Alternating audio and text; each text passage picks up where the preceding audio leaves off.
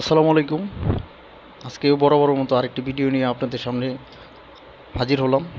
তো এই গাড়িটা হচ্ছে Toyota Axio, Toyota hybrid 2015 model. তো এই গাড়িটা হচ্ছে ব্রেক ইস্যু।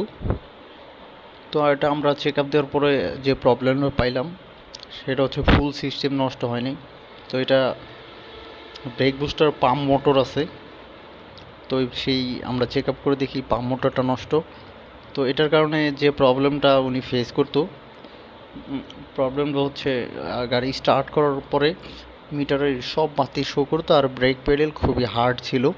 এই হচ্ছে এটির সমস্যা। তো এই ধরনের প্রবলেম যারা ফেস করতেছেন আমাদের সাথে যোগাযোগ করতে পারেন, ডিসক্রিপশন নাম্বার তো থাকবে। আর এই গাড়ির ইউজার আমাদের নাম্বারটা পেয়েছেন আমাদের অনলাইন পেজ থেকে। তো এটা আমরা রিপেয়ার করে দিচ্ছি। পাম্প মোটরটা চেঞ্জ করতে গেলে আপনার ফুল অ্যাসেম্বলি চেঞ্জ করতে হয়। সেক্ষেত্রে আমরা যেখানে প্রবলেম সেটাই আমরা সলিউশন করার চেষ্টা করতেছি। তো ভিডিওটি ভালো লাগলে অবশ্যই একটি লাইক দিবেন আর বন্ধুবান্ধবের কাছে শেয়ার করে দিবেন। আর ডিসক্রিপশনে ইউটিউব চ্যানেলের লিঙ্ক দেওয়া থাকবে, ওখানে গিয়ে আপনারা চাইলে সাবস্ক্রাইব করে ওখানে যুক্ত হতে পারেন।